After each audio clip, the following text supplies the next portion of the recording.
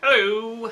Today I'd like to talk about how horror is subversive. Now, this isn't my idea. I read it somewhere. I can't remember where, but I think it's a very interesting aspect to the horror genre and something really cool.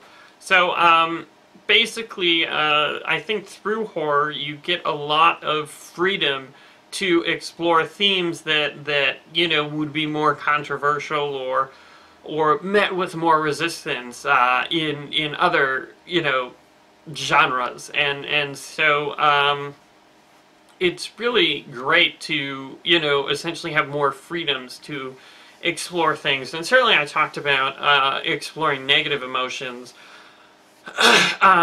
because that's a something unique to the horror genre, which I think lends itself well to, expressing a wider variety of emotions. But I think, I don't know, let's say Spec Ops The Line, which I'm ashamed to say I haven't played. Excuse me, but, like, I guess they sort of, I mean, it's not exactly a horror game, but it sort of has a horror feeling to it. And through that sort of horror feeling, they were able to express a subtext about, the bad things about war. And so it's a really interesting idea because, I'm sure some people bought, oh, look, here's a first-person shooter, it's got pretty good reviews, let me go play this. And, it's like, usually it's like, you're a super warrior, chest bump, army of two, like, let's kill some terrorists or foreigners or whatever. I don't know. I don't play a lot of those games, but I mean, it seems like there's a lot of themes of that. But then with Spec Ops The Line, it's more about the bad parts of war, which I think is a very good message to have, especially in the game industry where usually it's just like yay war, like what other people can we declare war with in this game, and so I think that's interesting, and I think there's a lot of sort of taboo subjects that you can sort of touch in a horror game that's less controversial. Like in Silent Hill 2, I feel like the character's name was Angela. I'm probably going to be ridiculed if I messed this up, but like she had some issues with her father and the door monster and stuff, and it was a very unique thing in the game, that they could talk about sort of these terrible adult things.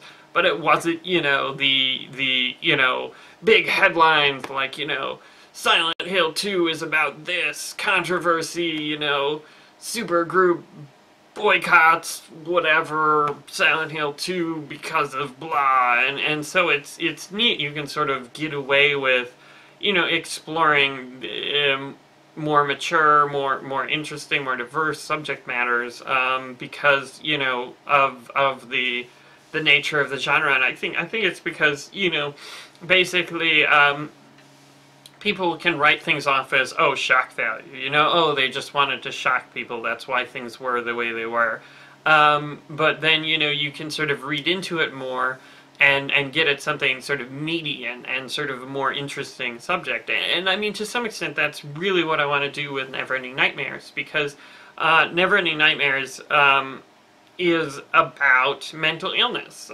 It's about exploring mental illness and recreating these feelings that I've struggled with in a horror game. And so, I mean, like, you look at something like Actual Sunlight. I really enjoyed Actual Sunlight.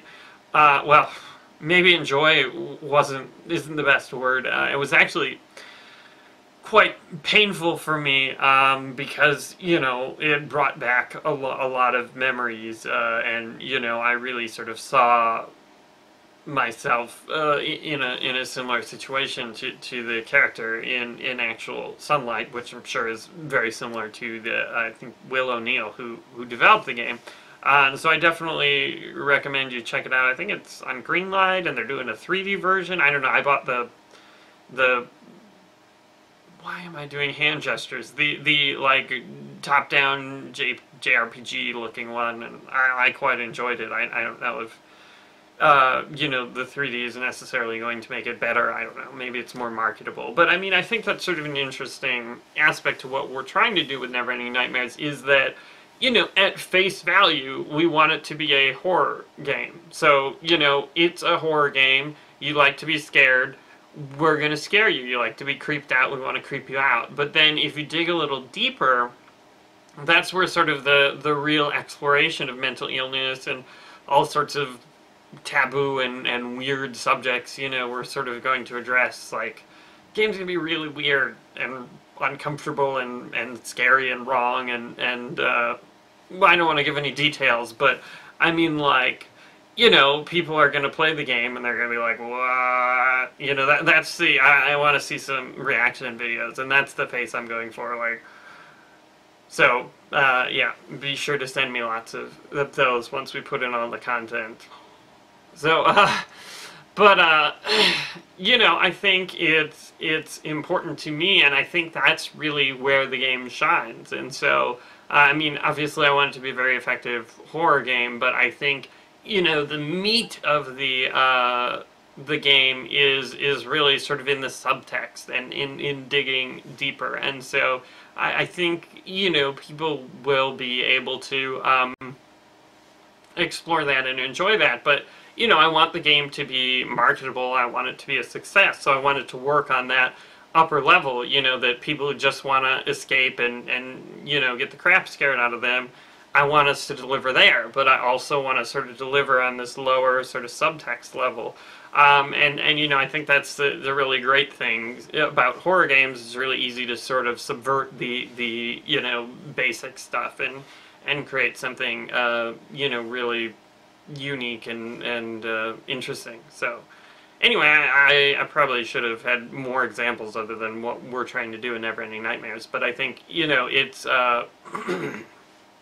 it's a really great genre to be working in, and you know, fingers crossed for the success of Neverending Nightmares, because I would like to continue working in this genre.